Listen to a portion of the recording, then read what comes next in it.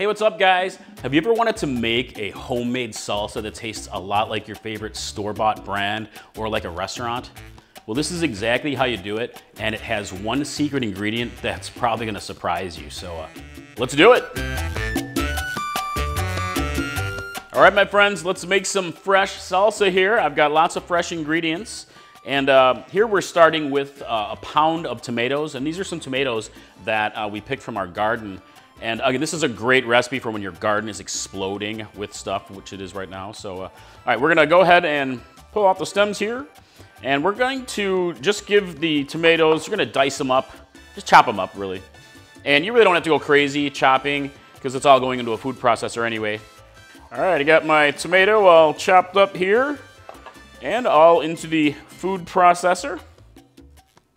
And next we have a kind of a smallish onion, not too big. Gonna go ahead and chop that up. Gonna add some nice flavor and bite. And a jalapeno pepper. And this is gonna add a nice little bite to it, but you can use milder peppers if you want to. Have a much milder salsa, like a bell pepper would be totally fine here. But you can definitely go hotter if you want. You can use more jalapenos, or you can use serrano peppers for a good level of heat. Habanero, boom, boom, baby, or ghost pepper salsa. I know you want to. Okay. You can also core out the peppers if you wanna remove some of that heat, but have just a little bit. All right, into the food processor. Got seeds all over the place, seeds all over the house. All right, next we have garlic. I've got 3 good cloves of garlic here, and you can definitely use more garlic. You know me and my gorgeous garlic. Just gonna give it a nice chop here. You can mince it if you want. Into the food processor. All right, garlic is chopped up here. And next we're gonna use fresh cilantro. And I love fresh cilantro. Some people don't like it. You can skip it, but it's great in the salsa. I'm gonna use about 1/3 of a cup or so, chopped. So just gonna kind of eyeball it here. Don't need the whole thing. Give it a nice chop. All right, and lime juice. I've got a small lime, and lime is one of those things it's more to taste really. I'll usually do a small lime, 2 to 3 tablespoons maybe, but you can use more if you want to. Give this guy, chop it in half here, and juicer. Magic. All right, into the food processor. Oh, that's a juicy, whoa, juicy lime. I'm not sure. I need to turn Alexa off. That's not for you. All right, so here we have some spices. I have a teaspoon of salt, and really salt to taste. You can use less if you want to. I've got a 1/2 teaspoon of ground cumin. And cumin's one of those optional ingredients. I like cumin, I think it's delicious. And I have a little bit of sugar. You can omit the sugar if you want to, but a lot of like restaurant style salsas have a sweetness to them. So a little bit of sugar really makes a difference in this salsa. And last but not least is our secret ingredient that's gonna make a difference in your salsa. Canned tomatoes. These are tomatoes in their juices. This is gonna make a difference really in the overall flavor of your salsa, make it a lot more like that restaurant style, more like your favorite brand that you'll get in the grocery store. Just adds a quality to it. The thing about canned tomatoes is they're picked at their ripest when they're like the juiciest, peak quality time, and they're instantly preserved and canned to bring you that quality, and it definitely will affect the flavor. And you want the tomatoes in their juices, and that's gonna make a big difference. So let's pop it in. All right, 2 things about the canned tomatoes. Number 1 is you can use different types basically of tomato, as long as they're in their juices, but you can use whole tomato, diced tomato, even fire roasted tomato would be pretty delicious in this recipe.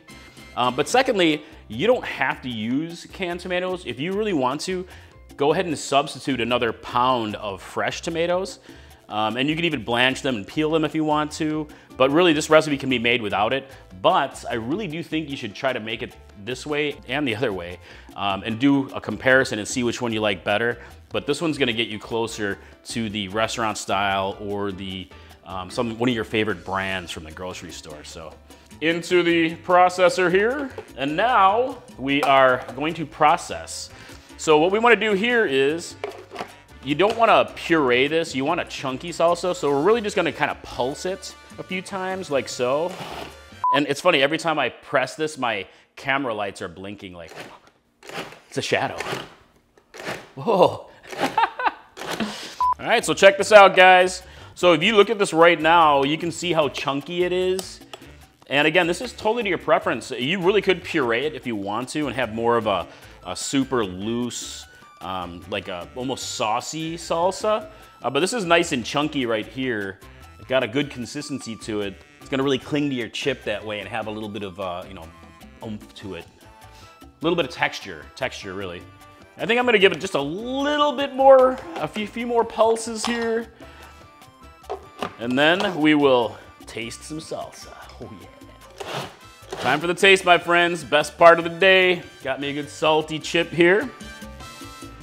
Right into my salsa.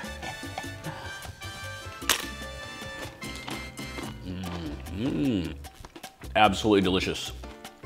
Absolutely delicious. All right, so at this point, what you can do is go ahead and adjust for salt and maybe a little bit of lime, really to your personal taste. And then you can serve it right now, or better yet, put it into a container in the refrigerator covered and let it mingle for a good hour or so before you serve it. And all those flavors will really gel together and mingle and just become that much more delicious. So, dude, salsa time. Patty's trying to steal the salsa. I'm totally stealing extra bites. Seriously, man, the flavor's like, it's so good. It's so fresh. And I could eat this all day. I love salsa. Love this stuff. Homemade salsa, my friends. I hope you love it as much as we do. Simple ingredients, but simple is usually the best, right? So, hey, I'd love to hear what you think of the recipe in the comments below. And if you're looking for some more awesome recipes, boom and boom, popping up right here. But I'd love to hear what you think and how you're gonna customize it, make it your own. So spice it up, man. Hey, hope to see you in the kitchen next time. Mike from Chili Pepper Madness. Bye.